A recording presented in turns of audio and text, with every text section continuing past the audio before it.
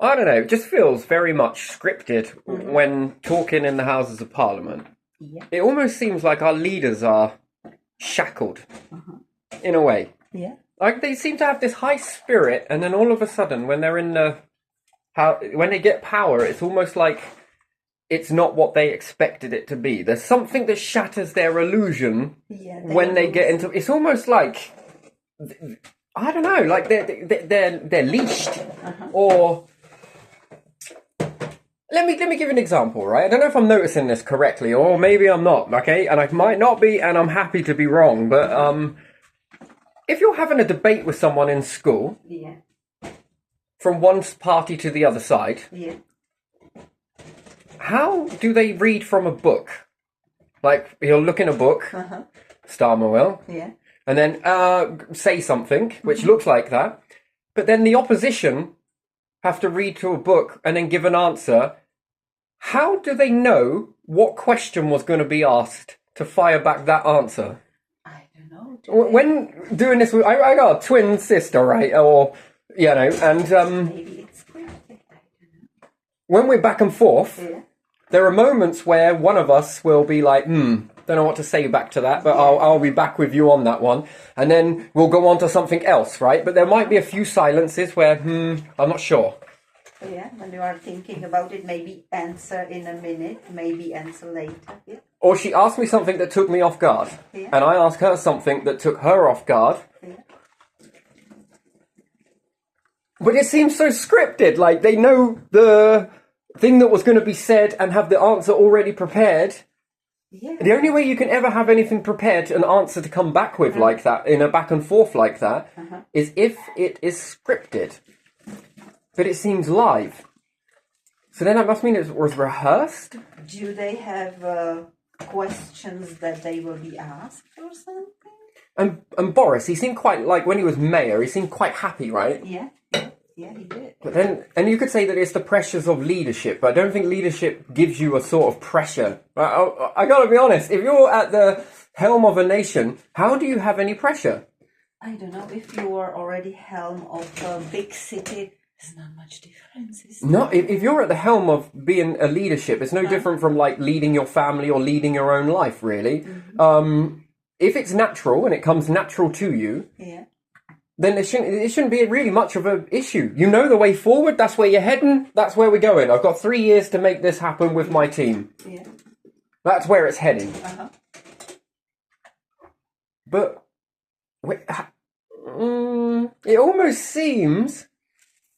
And then here in Britain, one party will say, oh, we're going to put this law in and do this and do that. And then the opposition say, that's barbaric. Why would you be doing something like that? That is terrible. You're going to be doing this to the people and that and the other. Then they get in power and they're like, well, we'll just keep it. We'll keep going with this. Yeah.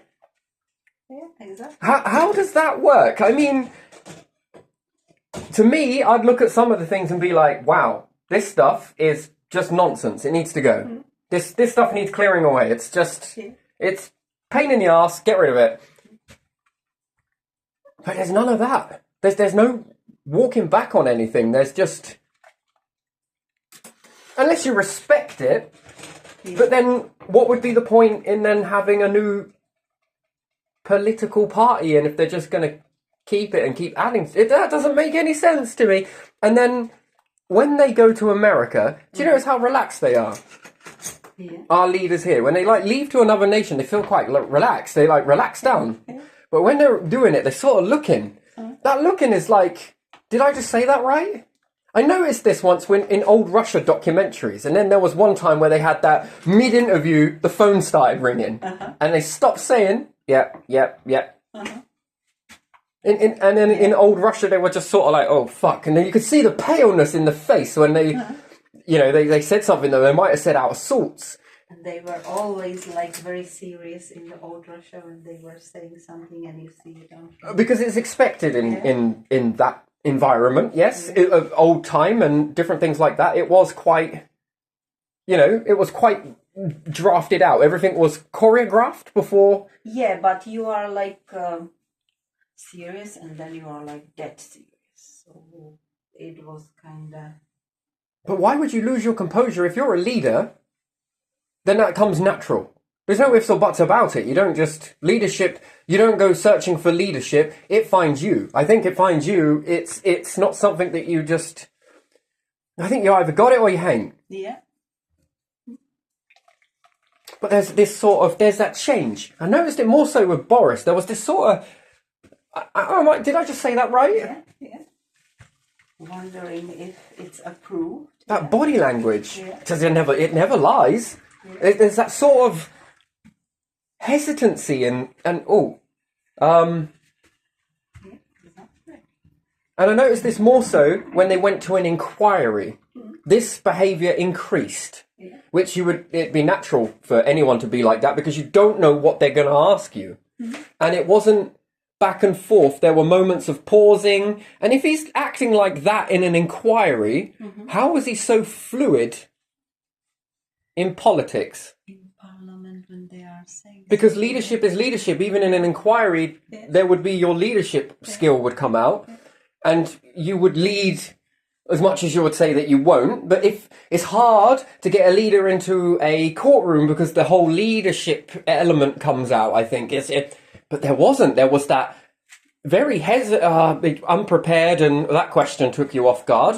Oh, that one took me off guard. Oh, I'd have to look up that, or I'd have to do this, or I'd have to do that. And I've noticed this in more inquiries than you will ever notice. When watching an inquiry, I don't actually sit there and like glued to it and watch it. I look away and glance over now and then, but listen and then zone in and out. When I pay less attention, I pay more attention. That's one thing I've always noticed with myself. So the least attention I pay to something, the more attention I'm actually paying to it. But there's that sort of, there's that rigidness to it. And if you were like that in the inquiry, then I'd expected you to be like that, especially if you say that the stresses of leadership are there. I would expect you to be the same way. Sort of flustered a little bit on some of the questions, especially because here, leadership seems to be, it reminds me of twins. You've got one twin on one side and one twin on the other side, and you're constantly debating back and forwards. Yeah. Yes, you are. I could be wrong, but there's that back and forth, and if I have a party member, Yeah. I think I'd be a little bit more different. If I delegated, so to be a leader, I'd understand some things that I'd need some requirements of individuals that could be delegated the responsibilities for, such as you want to take care of the roads. That's really not something I really want to be worrying about. You want to take care of that. But the opposition asks me a question about roads. Yeah. I'd have to go, well, that's something that you're going to need to answer. Can you chime in? Can we give you a mic, please? Why is this, and this? Well, yeah, I know the answer to that question. Okay, please. Isn't that what leadership should be about? And then someone else might ask something about, I don't know, something else that is so mundane that it's like, I ain't going to sweat that. I'm going to know about it, yes, but I'm going to trust in your ability to lead that. That's why I delegated it to you, because you are going to lead that.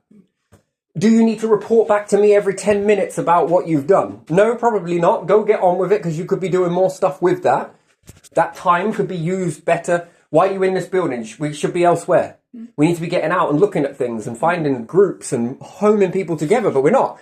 Every single politician seems to be stuck, unwillingly, inside a fucking building every day. Let's have an argument. Let's have a debate. What is really going on? How is that leading when you are inside a building, arguing back and forth? How is that politics? How is that tough to walk into that room and go, right, okay, ladies and gentlemen, we're going to be doing this today. Hey, ooh, right honourable gentleman, female, right honourable female, and all. How is that doing anything in the nation? It's almost like there are other people somewhere else scratching pens. Right, we're going to write this law. Right, we're going to do this one. Here you go. This is the laws that we're going to be doing. Tell the people this. But how are you going to tell the people it? Well, what you're going to do is you're going to say it like this to this person over here. Get their reaction, this react. So who is saying all of this shit? Well, I think we know who, but why? is it like this if we voted for that? I'm just not seeing where this is. Perhaps I'm just, misinformed with the whole thing. And then the whole sort of searching around. To me, I know that behaviour. Do you know why? I came from a controlling life where I was told what to say and how to act before I got to somebody's house. And then if I said something, I was looking back for confirmation. Like, confirmation, am I? Yeah, okay. Took a long time to undo that type of, I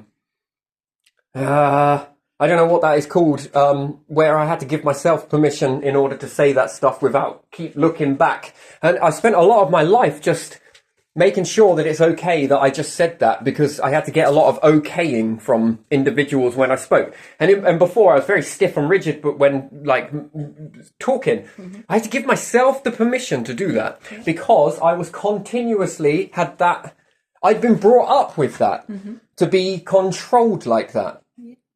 So I was constantly looking back for approval. So I'd sort of, was it? And then based on the look I got, I could read whether I was going to be getting some good old smackalicious smacking when I got back, whether I was going to get a bollocking, or whether that was okay. The person wasn't responding. Oh, okay, I was all right. I can keep saying this then. So I had a lot of that I had to undo an awful lot of that. But I noticed that behaviour, very subtle. It is very subtle. And to anybody else, they're not really noticing that. They won't notice it because it's been, dressed up under guises of, you don't see it because you wouldn't expect, that's dictatorship, isn't it? And I'm controlled via a leash, that I have to say a certain thing, act a certain way, be a certain way. What a life, because you're living it for somebody else. And then when you move away from that person, you're then looking to the next person. Am I all right was it cool to say that sort of, you kind of catch yourself sort of thing. I used to be very much like that. So I was a bit hesitant to do things or say things, or, to say it in a certain way, or sort of like, and in the end, I learned to forego all of that, which was freaking difficult, by the way. The old way wanted to come back a lot. And then there was an awful lot of pressure come in from outside sources. I really have, these last few years, I've just used this as a way to sort of see whether I can break free from that, where lots of people are trying to put you back into that control box, and I'm just like, not happening.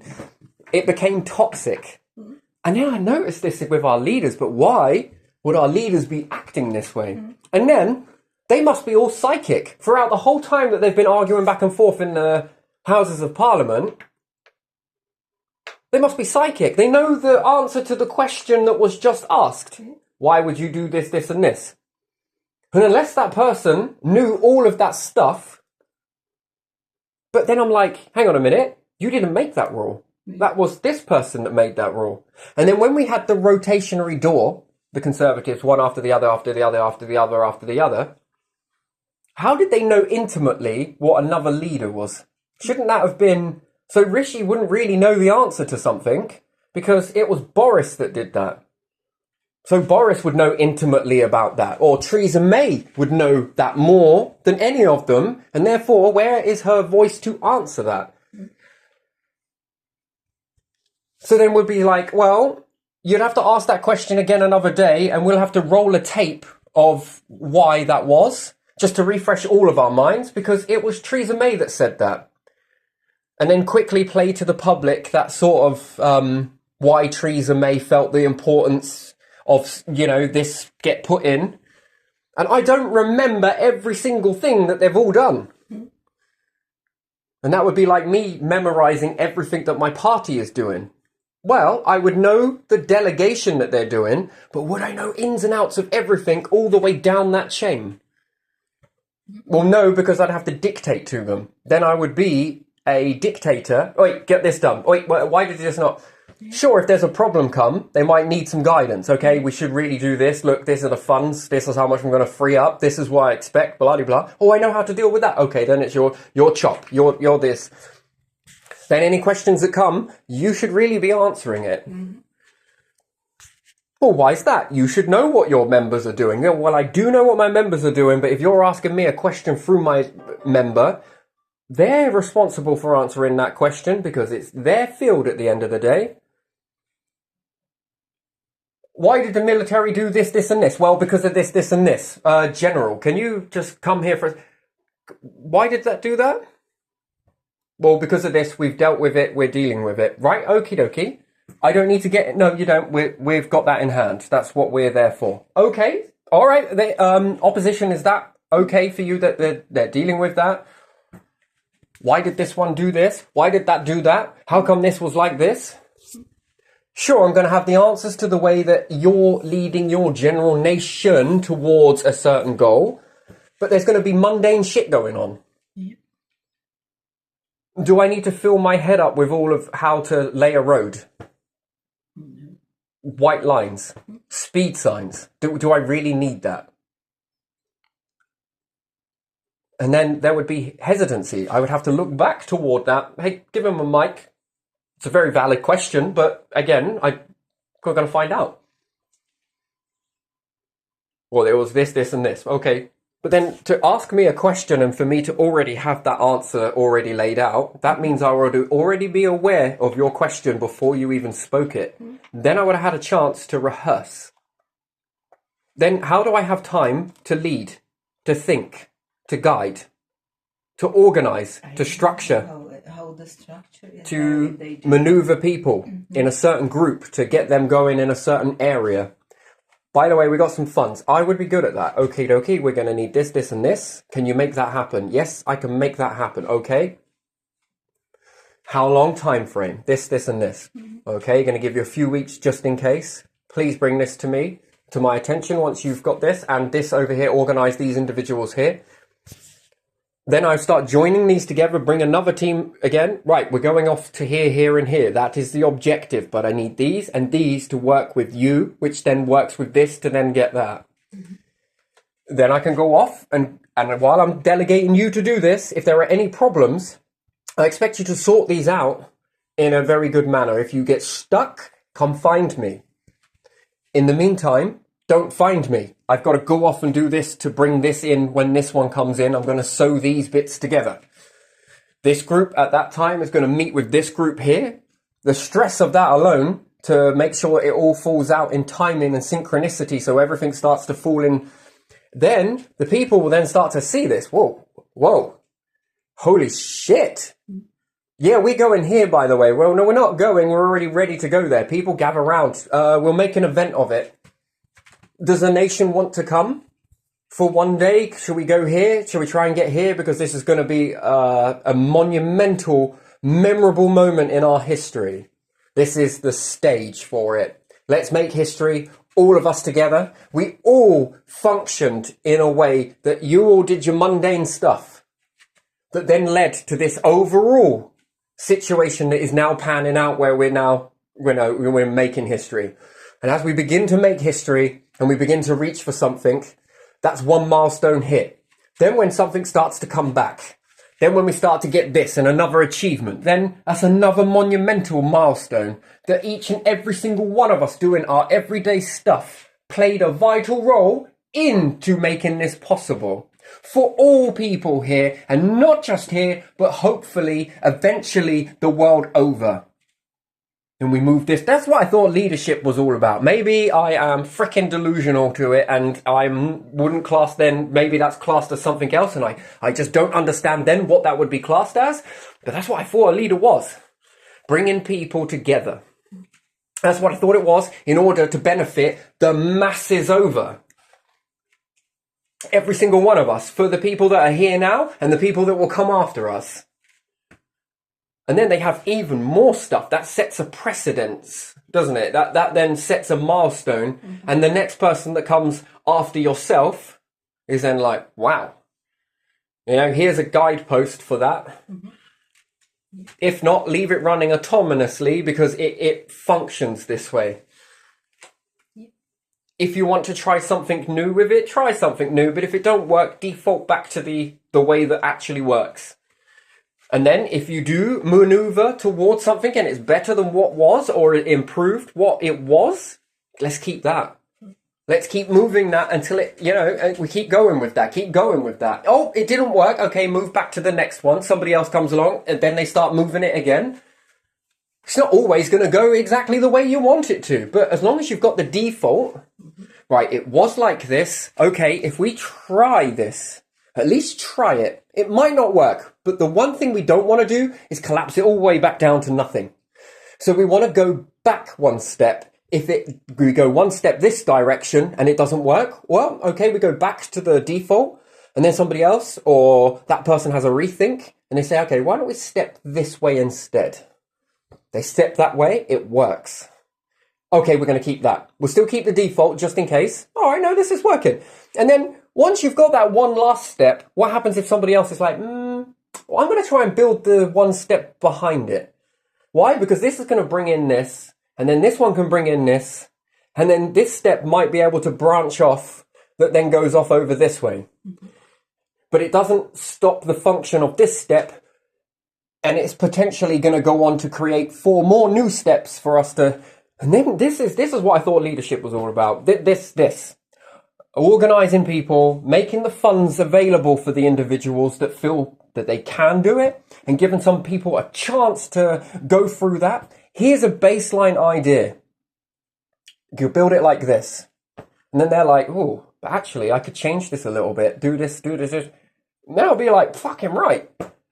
It doesn't matter. The baseline is there. The objective is going to be met with your tweaks into it, and your tweaks made it better than what the baseline was. That's good. Let's formulate towards that. Let's go. Then we're all a part of that. Every single one of us, all hands that entered into that, we all played our role into making that what it is. Not as an individual, not as a small group of individuals, but as a whole freaking nation. And hopefully, as a whole world. Eventually, the whole world. That is beautiful. Why? Because it benefits us all. Is that going to make us all disappear and not going to have a place? No, absolutely not. It's going to make more of a place, because while that is running over there, this is running over there, you're taking care of this, you're taking care of that. Do you want to take care of some of this mundane stuff? Yeah, take care of it. If you can get a career out of it and you can get something from it, and your tweaks can go a long way to benefit, to even move this even further, even faster, then go for it. Then you're a leader in your own right. You just take care of this one.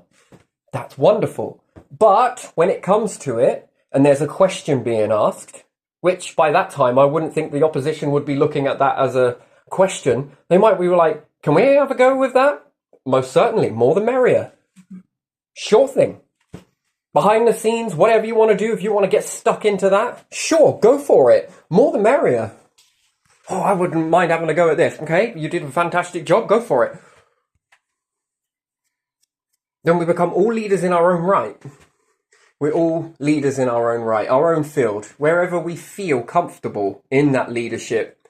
And we all take the pressure off of each other so that we can free up that pressure, remove that pressure from one person. If you can deal with this much and you can cope with that type of pressure, that takes pressure off of me. That takes pressure off of you. You deal with that. This one takes pressure off of, and bit by bit, we're all taking pressure off of each other, so that it doesn't become that, oh, daunting, it's so difficult, this leadership stuff. No, it becomes freaking easy. Because there's less pressure. Less pressure means more room for thought, more room for getting this done. And then when we begin to get it done, we all feel it. We all become proud of it. We all become proud. And as we become proud, naturally, that empire begins to formulate. And there's room for everybody. So much room that there should be room for future generations too. We give them a place. And they will begin to expand it. Not stagnate. Not do the same shite. Expand it. Really, really begin to expand. That is wonderful. And we might need more people in this area. Have we got anything that can replace that workforce there? Can we make that more autonomous? Yeah, we could do that. We could do that within a few weeks, okay? Get that done. You would like an opportunity to do this? Yes. Let's go. Let's go. Would you work it out until we work this one out? Yeah, sure. Absolutely. Oh, puts a bit more of a beat in their step. Why? Because they've already won the lottery before they got there. They'll already know it's coming. They'll feel it. Those changes, right? Okay. Could you work with this individual to help them know what it is you know with this step that you've been doing, to help them build something to go in your wake, or train somebody else up who might want to be in that, and then we'll use you to go over here. Not use you, but we'll incorporate this even more so. Now you can move on this step here. And then you never know, where your energy and talents were wasted there, you did a freaking good job, but you excel more here. That's what I'm looking for. That. And then you take the pressure off of another area. Okay, now that's done. You're good with that? Yeah, I'm good, right? Okay, I can go and get on with something else. And then the next person go and get on with something else. And then the next person go and get on with something else. More and more and more and more. And it expands. People then begin to feel it. They then begin to see it. They then begin to live it and experience it. And as a way with that, they begin to, oh, wow, this is so hopeful. This is so good. This is so good. The votes come in. Yeah, you know what I mean? Should we keep going? And when everybody starts to feel that, everyone begins to transition into it. And if that's where it's good, and that's what it's going to take to move us towards where we need to be, where we want to be. Now I think, what is wrong with that? Isn't that a bit more... I thought that's how leadership was. Well, perhaps it's a prehistoric version of understanding leadership, but not this. I've got to check if I just said something. Are we all right? Is that cool to say that? Was that cool? Was that all right? Yeah, okay, all right, we'll keep going. I mean, that puts pressure where it doesn't need to be. That sort of, ooh. Is it going to make the people unhappy? Is that pressure? I don't know. I don't think so. Because you're gonna feel it. You're gonna feel it so much. You're gonna be so proud. You don't want to get stuck into that. And you'll feel, I could do something. Yeah, I would like to think that you would feel that too, because it's contagious, isn't it? And you're feeling it now. Where do you lie? Where is it lining into you? Well, it's here. Good. We need that. That's wonderful. Let's go. Let's make the room. Let's make the time. Let's go. You see, that really charges me up, makes me bounce and everything, because it charges me. And it seems quite easy, although it's challenge, but it seems that side of leadership, I think, is quite easy. I think, because that's where it's at, but ask me a question about something over there. I'm going to have to get back to you on that. Actually, I haven't got time for this here.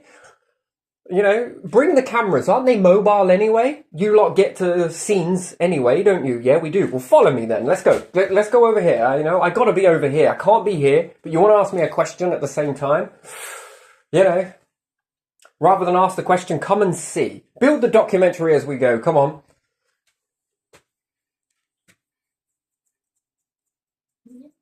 As much as I respect you, but come be a part of history. Let's go and do this as we do it. You can see it. Show it as we do it.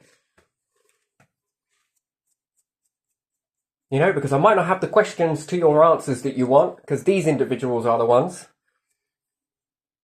They're your frontliners. Oh, we're going to be doing this, and they get to talk proudly about what they're doing, because it's just as important.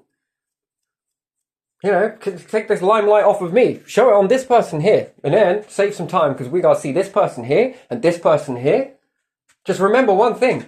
We would be nothing without these individuals. We need this. See them. Hands of a hero. There are many of them. And a hero is never one individual. It's all the individuals that make that happen. From the farmers all the way up. You're really good at that. Do you enjoy it? Yeah, I do. I love it. I'm so passionate. I see it. It's wonderful. This is just wonderful. You're doing this, making this happen. And do you know what? As a result of you making that happen, you're letting this happen. Let me shake your hand, because that is amazing. It's a chain. Do you see how no one is above anybody else in that? Everybody is equal, got their part to play. That is what makes the hero. The whole lot. And then they're all leaders in their own field. Isn't it? Yeah. They're all the pioneers. Every single one. One. Together.